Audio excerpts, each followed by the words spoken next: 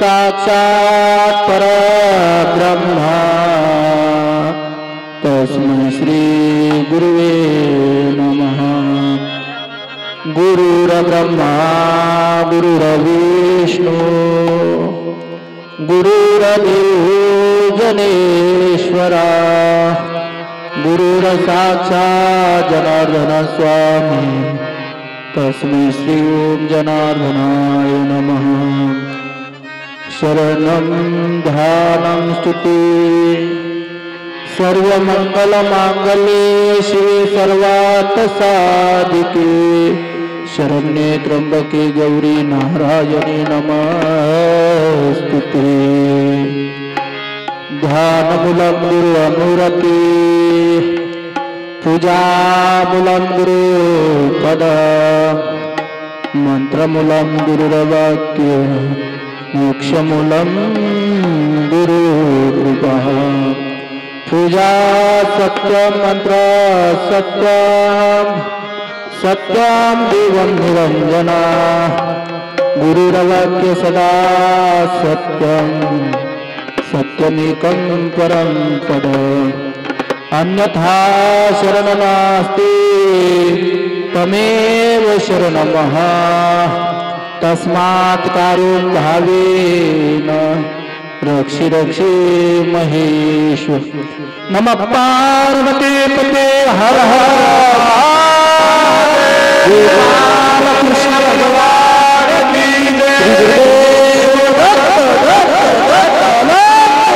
सद्गुरु जनार्दन भाई सब संतन की जय। कृष्ण हरि राम कृष्ण हरि राम कृष्ण हरि कृष्ण हरि राम कृष्ण हरि राम कृष्ण हरि राम कृष्ण राम कृष्ण हरि राम कृष्ण हरे राम कृष्ण हरि राम कृष्ण हाथ वर करा। राम कृष्ण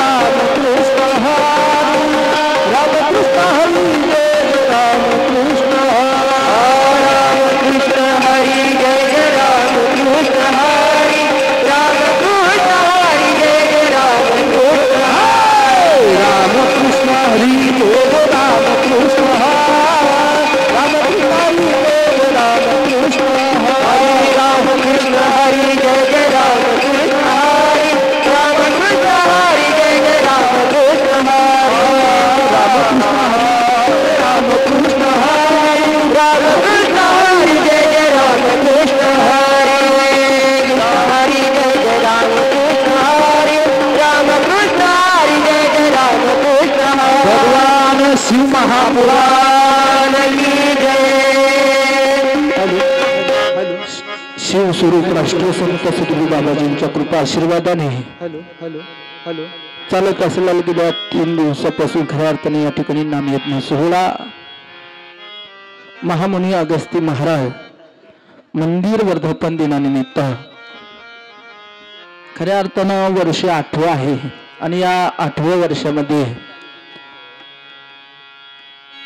स्वाहाकार नाव तत्व, स्वाहाकाराची आज्ञा, कर्म करायची साधना या 4ही एकत्रित घेतल्या. एकत्रित घेत असताना व्याजी सांगतात नाजी सांगतात की बाबांनो कर्माची अवस्था सत्पुरुष असले पाहिजे. त्यामध्ये खऱ्या अर्थानं श्री श्री गजराज महामंडलेश्वर स्वामी शिवगिरी बाबा, त्याचबरोबर परमपूज्य महंत ज्ञानगिरी बाबा, त्याचबरोबर परमपूज्य गंगागिरी बाबा, परमपूज्य भिशे बाबा या सर्वांच्या मार्गदर्शनाखाली असा हा सोहळा आपल्याला या ठिकाणी संपन्न करायचा आहे. नामस्मरण करायचं, भजन करायचं, पूजन करायचं. म्हणून कंजूसपणा कोणी करायचा नाही. भजन करा. महाराज सांगतात टाळी वाजवावी, गुढी उभारावी, वाट ही चालावी पंढरीची, पंढरपुराची वाट आहे. टाळी वाजली पाहिजे आणि जर नाही टाळी वाजवली तर भर रस्त्यात वाजावं लागली बरं का. घरात राहू द्या. सर्वांनी हात वर करायचे. करा हरी जय जय जनार्दन देवा, भक्तांना आशीर्वाद द्यावा. जय जनार्दन देवा, भक्तांना आशीर्वाद द्यावा. जय जनार्दन देवा, भक्तांना आशीर्वाद द्यावा. जय जय जनार्दन देवा, भक्तांना आशीर्वाद द्यावा. आशीर्वाद द्यावा, आशीर्वाद द्यावा, आशीर्वाद द्यावा.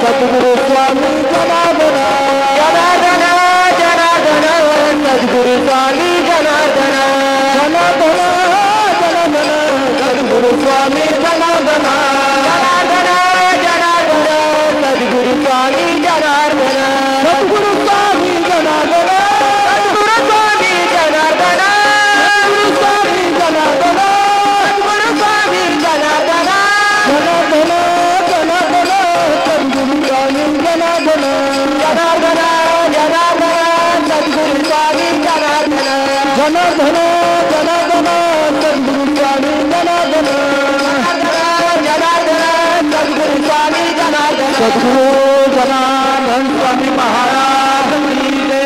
अगस्ती महामुनि भगवान की जय.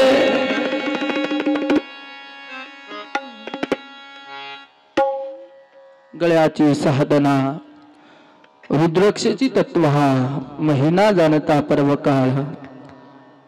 जसं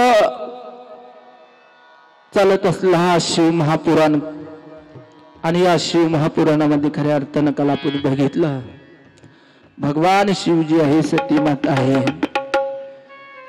जगाचा मालक असणारा भगवान आशुतोष नारायणाला प्रश्न निर्माण झाला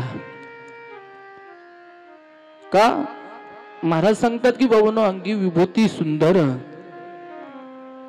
अंगावरती विभूती आहे, कपाळी पाषाण रूपाने त्या ठिकाणी विभूती स्वरूप तत्व जाणलं. जाणवीत असताना तत्व मिळवित असताना महाराज म्हणतात की बाबांनो त्या भगवान महाशिव पुराण मध्ये सांगितलं जो कोणी नामस्मरणाची व्याख्या किंवा रुद्राक्षाचा जो महिमा असतो, रुद्राक्षाचा महिमा काय आहे महाराज म्हणतात त्या ठिकाणी जाणत असताना पहिला प्रथम एकमुखी, दोनमुखी, तीनमुखी आणि पंचतत्वाचा हा मुख मात्र त्या ठिकाणी पहिला प्रथम सांगत असताना गोड तत्व त्या ठिकाणी महाराज सांगतात की बाबांनो एकमुखी रुद्राक्ष में 14 मुखी रुद्राक्षाचा हा महिमा गोड सांगितलेला आहे. शिव महापुराणामध्ये रुद्राक्ष का धारावर धारण केल्यानंतर त्या ठिकाणी पवित्र आहे, धारण केलेलं आहे. गळ्यामध्ये एकतरी रुद्राक्ष पाहिजे आणि रुद्राक्षाने गळ्यामध्ये खूपच महत्व जाणलेलं आहे. गळ्यामध्ये असणारा जो रुद्राक्ष आहे ना, गळ्यामध्ये रुद्राक्ष धारण केलं पाहिजे. जगाच्या मालकांना भगवान परमात्मा रुद्राक्ष रुधी यथी कर्म हा यथी कर्म जाणवित असताना रुद्राक्ष गळ्यामध्ये धारण केलेले आहे. एक मुखी, दोन मुखी आणि पाच मुखी जरी असले, मग महाराज म्हणतात की बाबूंनो, एक मुखी जो रुद्राक्ष आहे तो लवकर मिळत नाही बरं का, कुठेच मिळत नाही. तुम्ही कितीही पळाले, कितीही शोधण्याचा प्रयत्न जरी केला, पण एक मुखी हा रुद्राक्ष कधीच मिळू शकत नाही. शिवस्वरूप भगवान परमात्मा भोले बाबा भगवान शंकरचं शिवस्वरूप आहे.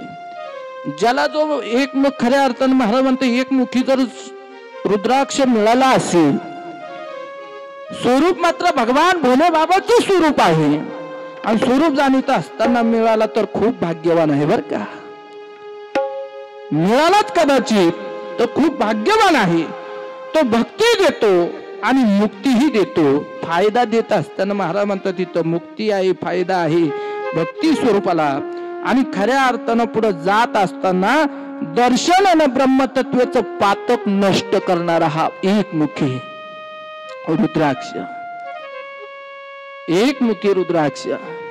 म्हणून त्याकरता पूजा केलं तर लक्ष्मी प्राप्त होते.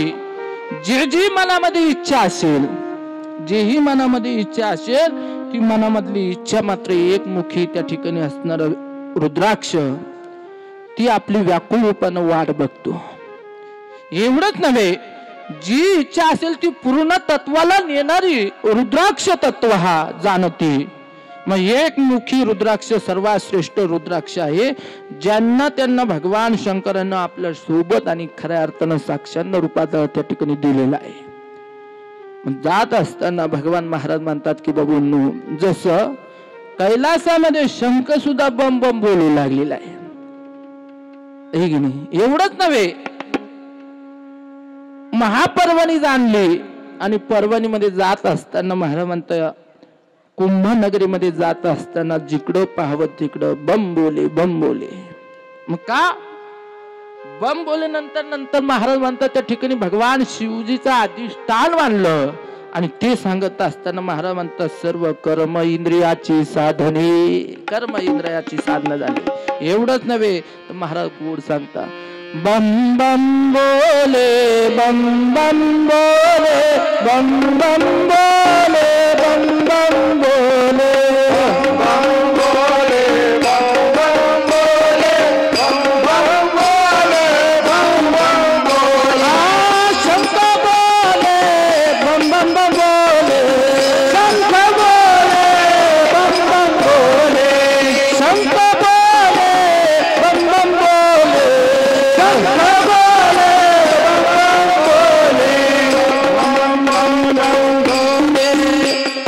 बम बम बम बम, शंकर बोले शंकर बोले बम बम बम बम, शंकर बोले बम बम बम बम, शंकर बोले बम बम बम बम बम, शंकर बोले. रुद्राक्ष आहे तो गळ्यामध्ये धारण केलेला आहे. आणि चाललं भजन. भजन कोणतं होतं? भजन गोड होतं. बम बम बम बम, शंकर बोले शंकर बोले बम बम बम बम, शंकर बोले. देवा बम बोलत आहे. एवढंच नव्हे तर नारद सुद्धा बम बम बोलू लागले. पुढे जात असताना महाराज म्हणतात, दोन मुखी रुद्राक्ष. ज्याला कुणाला दोन मुखी रुद्राक्ष जर मिळाला असेल, ते सर्व कामांना यशस्वी पूर्ण करणार आहे. तत्वज्ञान भरलेलं आहे. इच्छा फल देणारं प्राप्त आहे. आपल्या मनात ज्या इच्छा असतील ते सर्व पूर्ण करतात. म्हणून त्याकरता महाराज म्हणतात, घर संसार सुखाच्या प्राप्ती होत लागत असतील ना, त्याकरता दोन मुखी रुद्राक्षाची साधना जाणलेली आहे. तीन मुखी रुद्राक्ष आहे, चार मुखी आहे, पंचमुखीच्या तत्वाला जाणीत असताना मग महाराज म्हणता असे भगवान शंकराला पत्र देत असताना सुद्धा अंतकरणामध्ये महाराज म्हणतात की बाबूनो तिन्ही मुखी रुद्राक्ष साधना करतो, न्यायाच्या प्रभावानं माणूस विद्येमध्ये निपुण होतो. लहान लेकरांसाठी शाळेत जर जात नसलं आपल्या लेकरू नाही की आई मारते, आई मारते, तू शाळेत जात नाही, तू बोलत नाही, तू घरी राहतो. पण जीवनामध्ये जात असताना महाराज म्हणतात त्याच्या गळ्यामध्ये एखादा हटकपणा केला पाहिजे, रडत आहे, गडत आहे, शाळेत जायचा कटाळा आहे, मग पुढे जात असताना त्याच्या गळ्यामध्ये 3 मुखी रुद्राक्ष बांधला पाहिजे. किती? 3 मुखी रुद्राक्ष मुलांसाठी फार चांगला आहे. आणि मुलांच्या गळ्यामध्ये बांधल्यानंतर महाराज सांगतात की बाबूनो त्याचा नियम कर्म नित्य नियमनामी ती प्राणी दुर्लभ आणि लक्ष्मी वल्लभ तया जवळे. नित्य नियम आहे, नियमाशिवाय दुसरा मार्गच चालत नाही. मग काय करावं? 4 मुखी रुद्राक्ष. किती? 4 मुखी.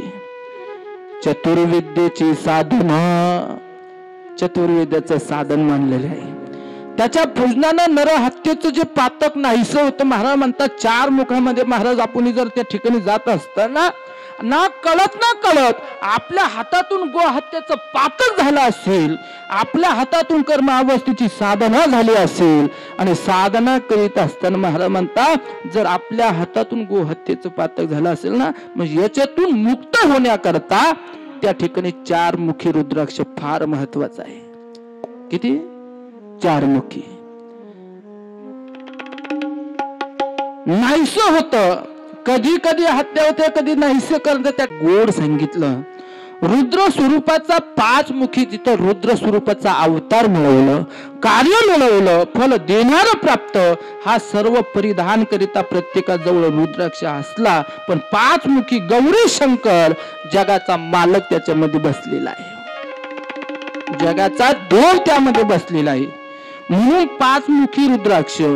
मग काय करावं? 6, 7 आहे, असे 14 प्रकार आहे रुद्राक्षाचे.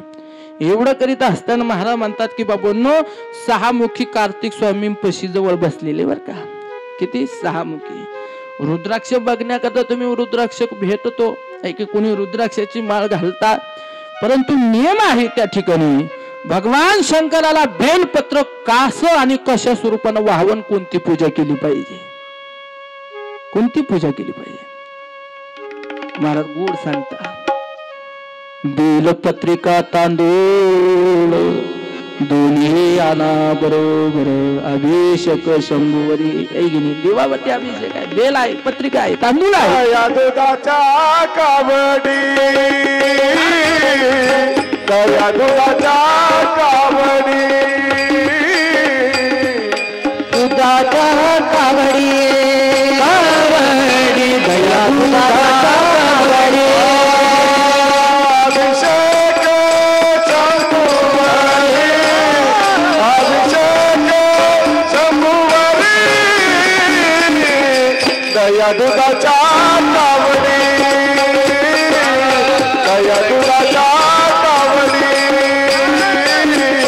दया दुधाच्या कावडी.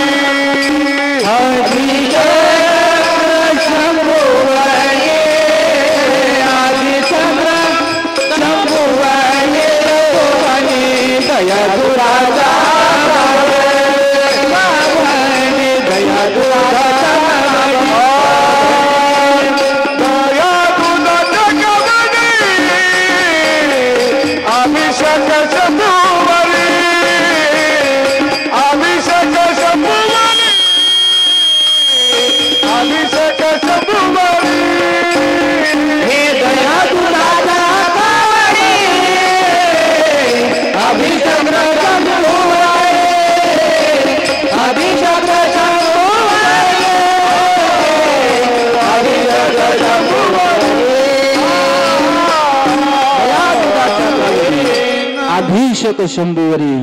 तसं भगवान परमात्म्यापाशी जात असताना भगवान भोले बाबांपाशी जा. गेल्यानंतर शंकरावरती भगवान जगाचा मालक असणारा एक लोटा घेऊन जावं आणि त्या ठिकाणी त्या पाण्यानं भरलेलं असावं बर का, नाही तरी का मग घेऊन जाशाल, ते भरलेलं असावं. आणि त्या ठिकाणी आपल्यावरती जसं भगवान आशुतोष नारायणांचे साक्षात्कार होतो. ज्यावेळेस आपल्या घरामध्ये दुःख आहे, दारिद्र्य आहे, त्यावेळेस आपल्याला देव आठवतो. तोपर्यंत आठवत नाही. तोपर्यंत देवाला आपण ओळखत नाही. तोपर्यंत देव आपल्याला कळत नाही. पुढे जात असताना गुणी नदी नावाचा एक सद्गृहस्थ राहत होता. आयुष्यभर देवदत्त नावाचा ब्राह्मणाच्या घरात जन्म घेतलेला आहे. कोणाच्या घरामध्ये? देवदत्त नावाचा जो राजा आहे, ब्राह्मण आहे, त्या ठिकाणी जन्म घेतला. जन्म घेतत असताना आयुष्यभरामध्ये सेवा मिळाली. आयुष्यभर पापच आचरण खायला नको ते खायला राहिलं, त्या आई वडिलांची घरातून काढून. पण जीवनामध्ये महाराज म्हणतात त्या राजेला प्रश्न निर्माण झाला की आपल्या मुखातून तत्व मिळालं आणि मिळवित असताना सेवेचा महत्व मिळवला. महाराज सांगता स्वामी काची गुरु भक्ती पितृवचन सेवापती आणि हीच विष्णूचे महापूजा अनुभव. परंतु या ब्राह्मणानं, या राजानं काय केलं? आई वडिलांना घरातून काढून दिला. महाराज गोड सांगता माय बाप केवळ काशी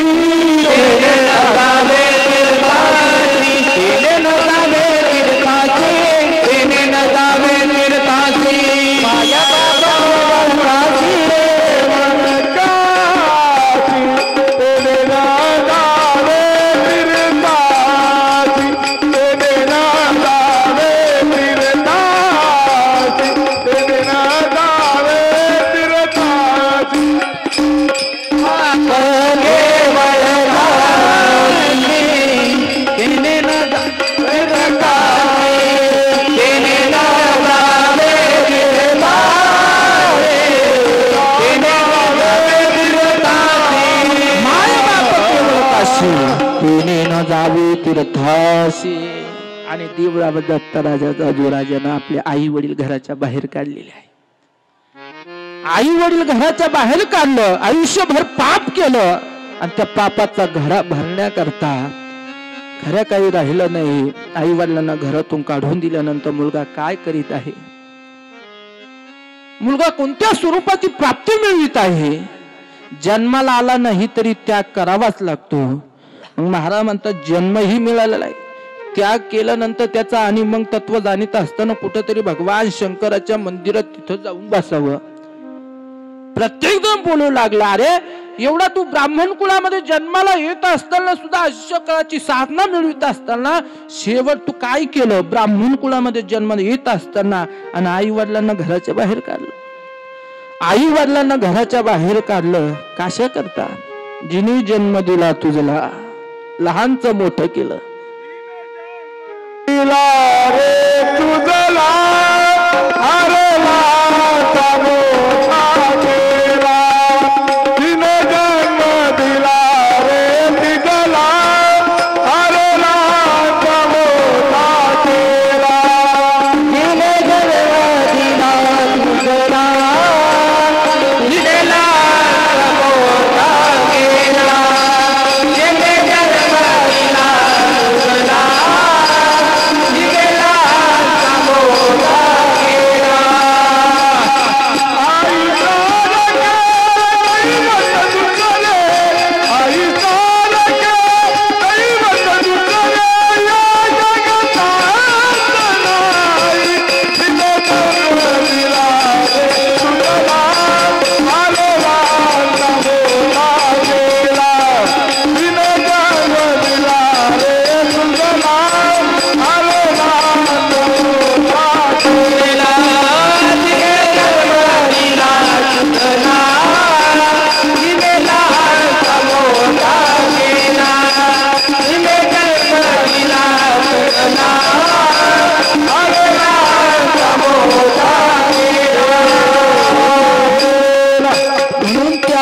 महाराज म्हणतो जिने जन्म दिला आहे ना त्या आई वडिलांची पेर करायचं आपल्याला.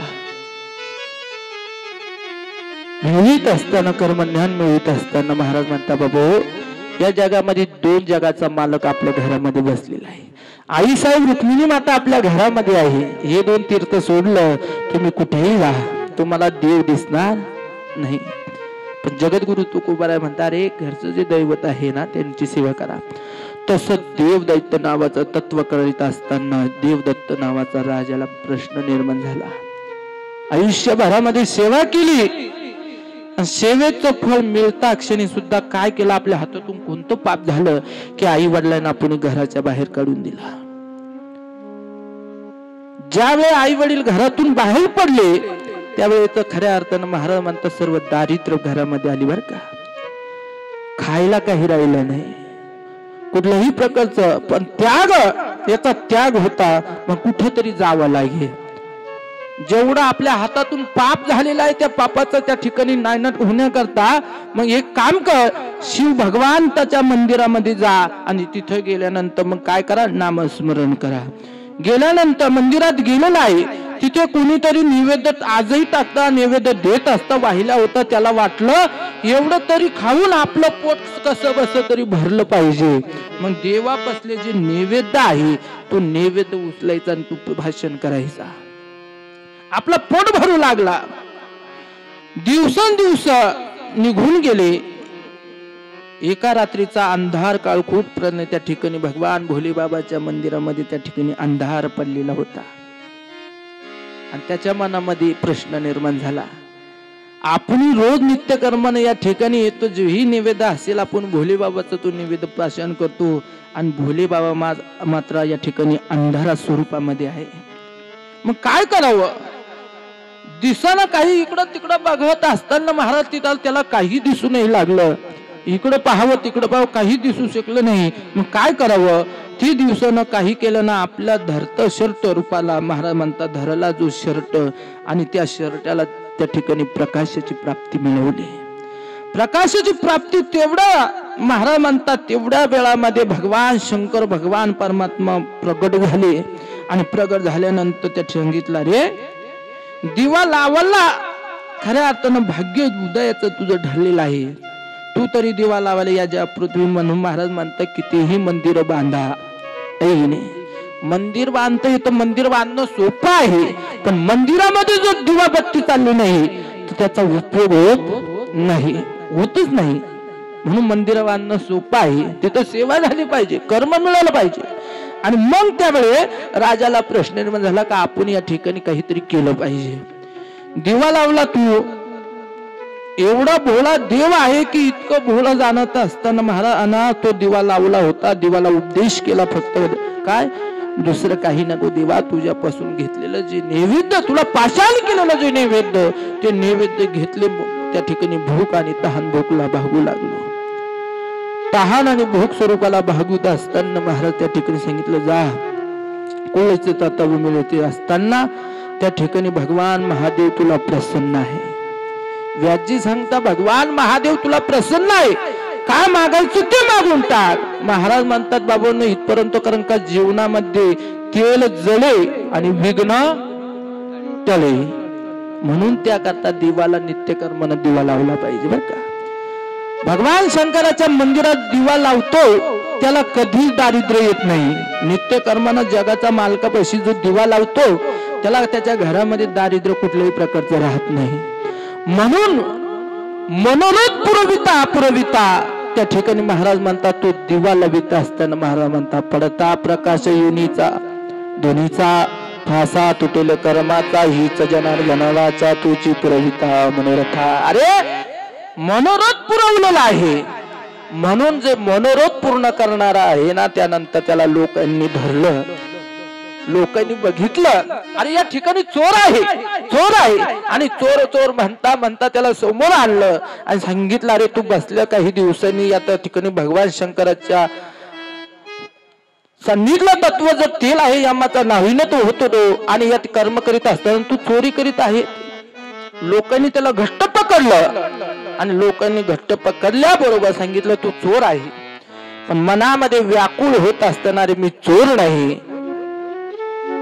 काय करत असताना लोकांनी असा चोप दिला का त्याला मापच राहिलं नाही. मग भगवान शंकरानं सांगितलं, रे शेवटच्या श्वासाचा प्राण गेला, यम लोकाला त्या ठिकाणी बोलवण्याचा प्रयत्न केला. आणि मग जगाचा मालक भोले बाबा सांगता, ओ यमदूता तुम्ही थांबा आता. काय तुम्ही थांबा म्हणे, मग कशा करता थांबायचं आहे. म्हणे याने आयुष्यभरामध्ये जेव्हा काहीच नव्हतं ना, त्याने माझ्या मंदिरामध्ये अंधकाराची स्थायी झाली ना, त्यावेळी पहिला ज्योत प्रकाश याने निर्माण केलेला आहे. याला तुम्हाला न्यायचा अधिकार नाही. दोन ते काय देतो म्हणून त्याकरता महाराज म्हणतात, देणारा तो भगवान परमात्मा आहे. आपली फक्त भक्ती आहे. हिच थोर भक्ती आवडती दिवा, संकल्पावी माया संसाराची. भक्ती करा आणि भक्तीने देव प्रसन्न होतो बर का. भक्तीने जगाचा मालक प्रसन्न होतो. आणि त्याच वेळामध्ये महाराज म्हणतात, भक्ती कुणी केली? शरण शरण हनुमंता तुम्हालो रामदूता, काय भक्तीच्या द्यावा वाटा, काय भक्तीच्या द्यावा, काय भक्तीच्या द्यावा, काय भक्तीच्या द्यावा.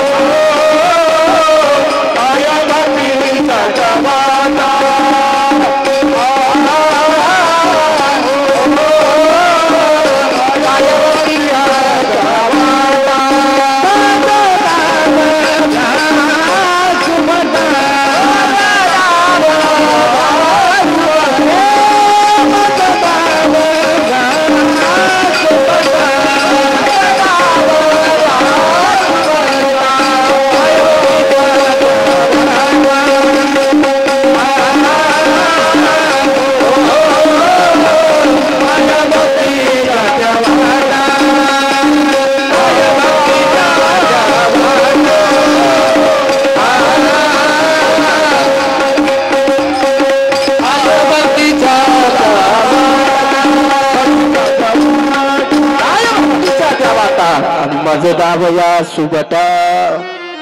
म्हणून महाराज म्हणतात की बाबा नो, खऱ्या अर्थानं शिव महापुराण हनुमंतरायाचं उदाहरण आलेलं आहे. जेही जे नाही ते आपल्याला या ठिकाणी पाहायला मिळतं. मग किती भोळा आहे, याच्यासारखं उधार कोणी नाही. म्हणून त्याकरता भोले बाबा सांगता, भक्ती करा. भक्ती जर आपली अंगलमंगल असली तर आशीर्वाद अंगलमंगल मिळतो बर का. भक्ती व्यवस्थित असली तर त्या ठिकाणी आशीर्वाद गोड मिळतो बर का. बाबाजी सांगायचे त्याकरता काय करा, भक्तीला हाताशी धरा. भक्तीला हाताशी धरलं का माग ज्ञान वैराग्य सगळं येतं बर का राजो. पण भक्तीच नसली आणि तुम्ही म्हणले की ज्ञान येईन वैराग्य येईल, कसं येईल ते? त्याचं सोपं कारण उदाहरण द्यायचं म्हणलं, झाली संध्या संधी माझा गेला, आत्मराम हृदय प्रगटला. तो जगाचा मालक आहे. म्हणून भक्तीला हाताशी धरा. भक्ती प्रेमावी ज्ञान नको देवा, भक्ती प्रेमावी ज्ञान नको देवा, भक्ती प्रेमावी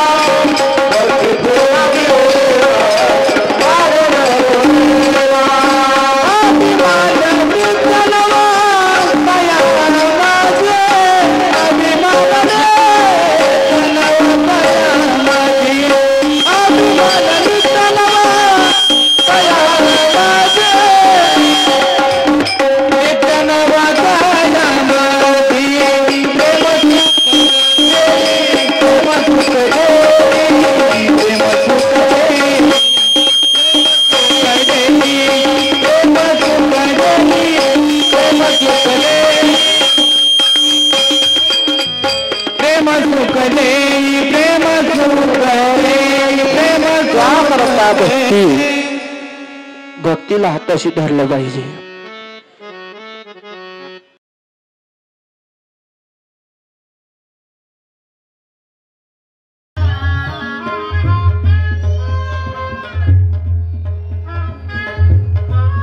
शकतो. पुढे जात असताना पूजन करावं, तांब्याभर पाणी टाकावं, बेलाचं पान भक्त सरळ आणि वाहत्या रूपाची साधना असली पाहिजे. जिकडं देत असेल तिकडं ते देत त्याला पाहिजे ते रूपाची साधना वाहिली पाहिजे. जिकडं पाणी वाहत असेल, भगवान शंकरानं तर खऱ्या अर्थानं याला राजा बनवलेला आहे. पुढच्या जन्मात त्यानं सांगितलं, देवा मी चुकूनही तुम्हाला या ठिकाणी प्रकाश देऊ शकत नाही. का देऊ शकत नाही? तुला तुझी इच्छा होती मनातली ती पुरतत्वाला केली, पण देवा जी सेवाचे महत्व मिळवित असताना मी तुमची सेवा केली, परंतु तुम्ही जेवढं द्यायचं तेवढं दिलेलं आहे. का मला भक्ती करावी लागली? भक्तीचं फळ तुम्ही मला प्राप्त केलं. दादा हनुमंतरायाला सुद्धा प्रश्न पडला. हनुमंतराय बोलतात, अरे अशोक वाटीमध्ये जात असताना सांगितलं, सीतामाईंना नवरत्न जळीचा हार देत असताना सांगितलं, जा तेवढं तुला राहू दे. जगाच्या मालकानं फोडून बघितलं बर का, त्याच्यात राम नावाची चीजच नाही. सीतामाई किती रत्न जरीचा हार जरी दिला मला माया, पण माझ्या प्रभूचं नामस्मरण याच्यामध्ये तो निकाम्या स्वरूपाला मानलेला आहे. मग त्याप्रमाणे जसं आजपासून सगळ्या मंदिरामध्ये मी दिवे लावतो ना, तीच मला तत्व जाणीत असताना दुसऱ्या जन्मात राजा झाला, तिसऱ्या जन्मामध्ये तो कुबेर झाला आणि सावकार झाला. महाराज म्हणता कुबेर होत असताना तो सावकाराचा राजा प्रवृत्ती साधला. थोडंच केलं तर सावकार होऊ शकतो. त्याने मंदिर बांधलं, त्याचं काय करायचं? भगवान शिवाचे भक्त आहे, तो कधीच उदास होऊ राहू शकत नाही. म्हणून महाराज म्हणता देवाला कणभर दिलं पाहिजे. बाबाजी सांगायचे की बाबा कणभर द्या, मुठभर, त्याचं फळही तुम्हाला प्राप्त होईल.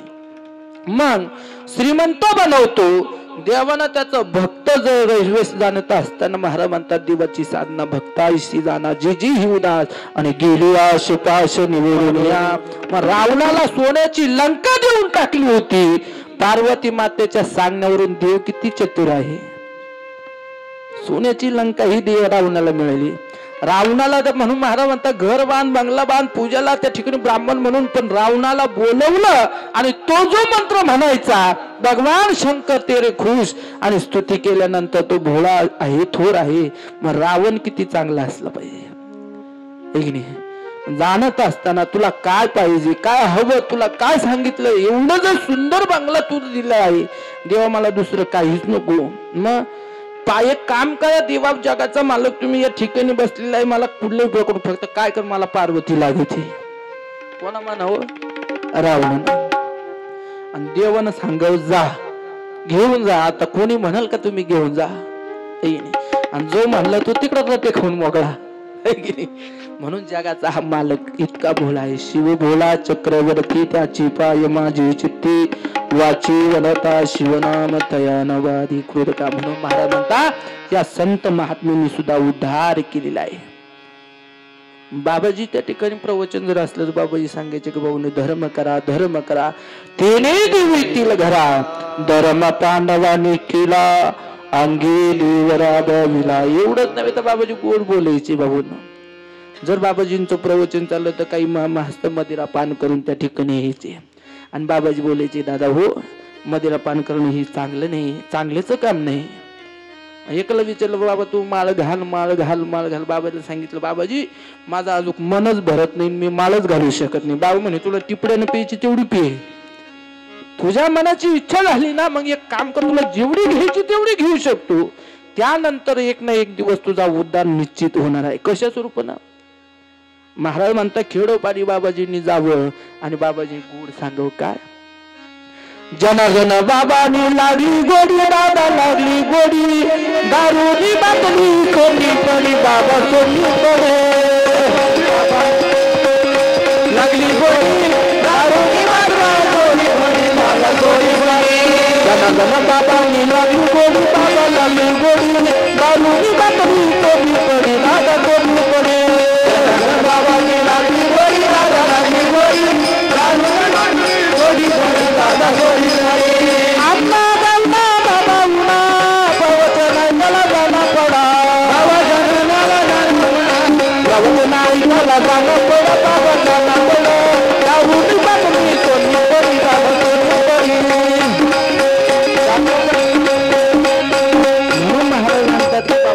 महाराष्ट्र संत सद्गुरू बाबाजींनी अनेकांचा उद्धार केला. कोकणामध्ये असेल कुठं असेल जेवढे असतील महाराज म्हणतात गोड सांगता बाबाजी का गात गीत सांगत असताना महाराज म्हणतात कारण का महाराज म्हणतात देहाची अवस्था साधने देहाची अवस्था साधना झाली म्हणून अनेकांचा उद्धार बाबाजींनी केलेला आहे. मग आपला काय होणार नाही. बाबाजी सांगे जिबले तुला काय धंदा बरोबर बजावे गोविंदा जिबले तुला काय धंदा बरोबर बजावे गोविंदा बरोबर बजावे गोविंदा बरोबर बजावे गोविंदा बरोबर बजावे गोविंदा बरोबर बजावे गोविंदा जिबले तुला काय धंदा बरोबर बजावे गोविंदा जिबले तुला काय धंदा बरोबर बजावे गोविंदा काय धंदा आणि बरोबर बजावे गोविंदा. मग पुढे जात असताना महाराज म्हणता महाराष्ट्रामध्ये 3.5 पैकी पीठ तत्व जाण्यात आणलेले. 3.5 पीठ तत्व जाणीत असताना महाराज सांगतात की महाराज जीवनामध्ये हित नावाचा राजा आहे. नाव राजाला प्रश्न निर्माण झाला पुत्र संताती प्राप्ती घोडी आयुष्य काळामध्ये महाराज म्हणता आणि जीवनामध्ये जी व्याधना पल झालेली आहे धनय आहे दौलत आहे सर्वच आहे पण महाराज म्हणता पोटी संतान नाही व्याकुळ मन झालेला आहे. व्याकुळ मन मग काय करावं. संन्यासी महात्म्यांनी सांगितलं अरे जा नर्मदेच्या किनारी जावं तिथं पर्णकुटी तयार करावी आणि आलेल्या अतिथींची सेवा करणे हे फार महत्वाचं आहे. अतिथींची सेवा आहे आणि सेवा येत असताना सेवेचं वाटणे तो सर्व राज्य सोडून दिलं आणि नर्मदेच्या किनाऱ्यावरती जाऊन तिथं कुटिया बांधली सेवा करू लागली आणि सोबत काय नेलं असेल धन नेलं का जोडून या धन उत्तम विहारी उदास विचारी होच करी. महाराज म्हणतात धनही नेलं नाही मग काय नेलं. पुढे जात असताना महाराज सांगतात की बाबांनो किती तत्वज्ञानात जात असताना कामधेनु कल्पतरू कामधेनु कल्पतरू चिंतामणी. महाराज म्हणता कामधेनु नावाची गाय त्या ठिकाणी दिलेली आहे. सर्व धन होत प्राप्त होत असताना पण सांगितलं तू काही हे गेली. महाराज म्हणता माहूरगडाला गेल्यानंतर तिथेही अर्धपीठ माहूरगडाचं स्थान मानलेलं आहे आणि पुढे जात असताना महाराज सांगतात की बाबांनो तिथं तुळजापूरला हे की नाही तुळजापूरला गेल्यानंतर महाराज म्हणतात की बाबांनो 3.5 पैकीतलं पीठ खऱ्या अर्थानं फार महत्वाचं तुळजापूरचं अधिष्ठान मानित असताना महाराज म्हणता कोणी त्या ठिकाणी बांगडे घेतो कोणी कारण जत्रा म्हणल्यानंतर महिलांना पहिलं प्रथम बाकीचं दर्शन झाल्यानंतर महिला कुठे शिरता बाजारात नाही की नाही म्हणजे यात्रे शिरता. मग कोणी बांगडे घेतो कोण काय स्वरूपानं मग महाराज म्हणतात दुसरं काहीच नाही तर महाराज म्हणतात दुसरं जात काय घ्यायचं आहे. मग महाराज म्हणता अर्ध पीठ जे सांडलं असेल आदिमाया सप्तशृंगी जिथं कोणी बसवलेलंही नाही कोणत्या सोबत ती स्वयंभू स्वरूपाला प्राप्त झाली ती आदिमाया सप्तशृंगी माता.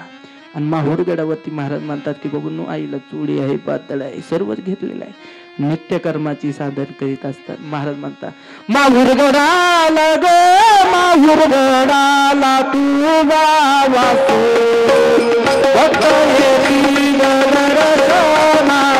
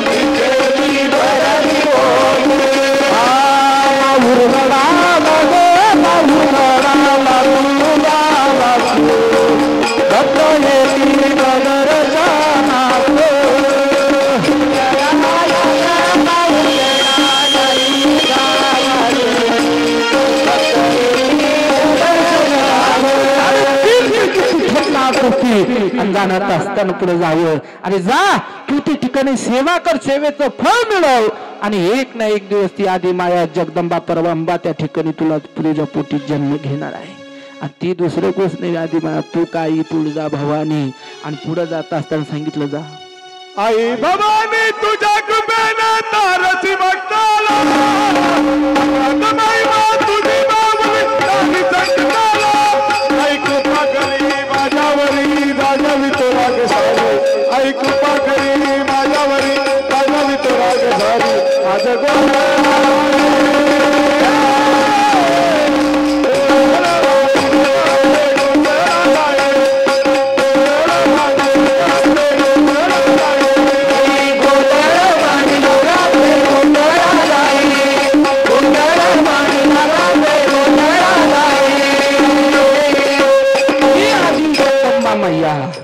प्रगट होण्याकरता अवतार अवतार करीत असताना महाराज म्हणतात ती 18 भुजा धारण करणारी ती आदिमायाचं देव स्वरूपाला मध्ये प्राप्त करीत असताना मग सांगितलं अरे जा आयुष्यभरामध्ये जात असताना मग हे तत्व सांगितलं अरे जा तुझ्या पित्याचा जो वैरी आहे ना त्याला शोधून आणा. 14 वर्ष कल्पतरूच्या झाडाखाली प्रवेश करीत असताना तप साधना केलेली आहे. आणि मग तिथं मुनी सगळं येत असताना सांगितलं हे तू का बोलत नाही. अरे तुझ्या पित्याचा जो वैरी असेल त्या वैरीला ठार मारल्याशिवाय तू मला तोंड नको नको. परंतु जीवनामध्ये हाची साधना मिळवली, शांत झाली. दोन्ही आई वडील खऱ्या अर्थ एका बाजूने आई वडील आहे, एका बाजूने एक आई आहे वडील आहे. तर राजू याची साधना घेत असताना महाराज म्हणता तीर्थयात्रा करू लागला. तीर्थयात्रा करीत असताना सांगितलं अरे जा ज्या ठिकाणी आकाशवाणी होईल त्या ठिकाणी पिंडदान करायचं आहे, त्या ठिकाणी आगिंडाक द्यायचा आहे बरं का, त्या ठिकाणी आगिंडाक द्यायचा. आता चतुर्वेदाची साधना करीत असताना भ्रमात पडत असताना नेमकी आकाशवाणी होईल कुठं महाराज म्हणतात तीर्थयात्रा चालू होती. तीर्थयात्रा करीत करीत करीत करीत माहूर गडापर्यंत आला. माहूर गडापर्यंत तीर्थयात्रा समर्पित झाली आणि आकाशवाणी खऱ्या अर्थाने महाराज म्हणतात 3 शिरे 6 हात तया माझी दंडवत काखे वेळी पुढे स्वान नित्य जाणवीचेच ना. ते नित्य जाणवीचेच ना. जगाचा मालक त्या ठिकाणी अवतार केला आणि सांगितलं अरे जा बालकाच्या स्वरूपामध्ये प्रधान प्राप्ती मिळवली. पण त्याच वेळा सांगितलं बाळा माग बघायच नाही, आकाशवाणी झाली. कारण का तुझ्या पित्या आणि मातेची या ठिकाणी स्वरूप प्राप्ती करावं लागेल, विधियुक्त करावं लागेल. पण महाराज म्हणतात लेकुराचे हेत वाही माऊलीचे चित्त आईसे कळवळाची जाती करीला भविना प्रीती. महाराज म्हणतात मन व्याकुळ झालं आणि व्याकुळ झाल्यानंतर त्या ठिकाणी आदिमाया जगदंबा स्वरूपाची प्राप्ती साधली आणि सांगितलं माग वळून पाहायचं नाही बरं का. आजही त्या मातेनं आपल्यासाठी दर्शनासाठी दरवाजे 24 तास उघडे केले. अनादी अंबिका अंबिका भगवती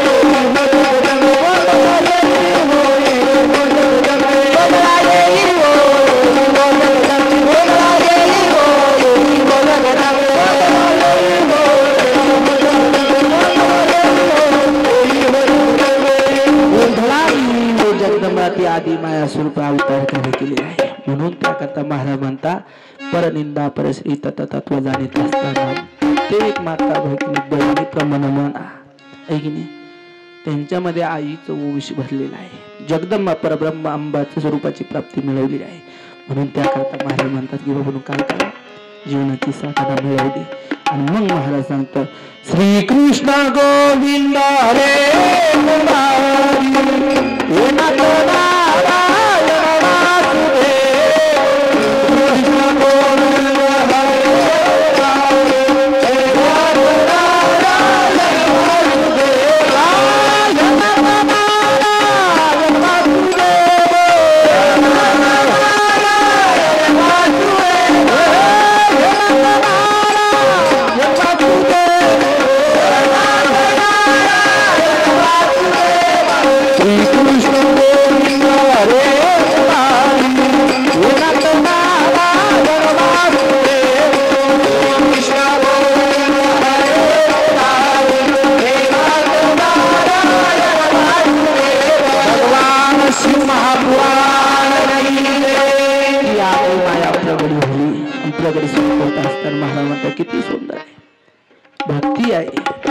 जात असताना महाराज म्हणतो गोड सांगतो बरं का. त्याचं उत्तर देत असताना महाराज गोड सांगता. स्वर्ग मृत्यू पाताळाचा व मंडप घातिला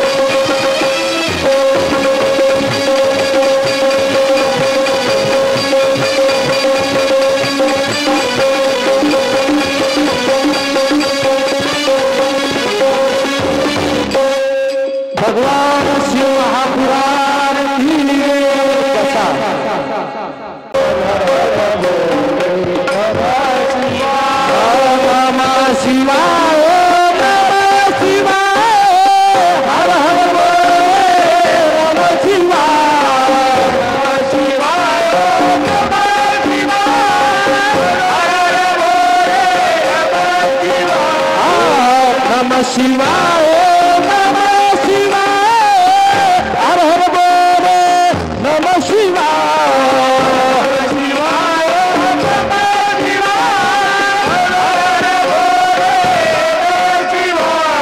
नमः शिवाय नमः शिवाय हर हर बोल नमः शिवाय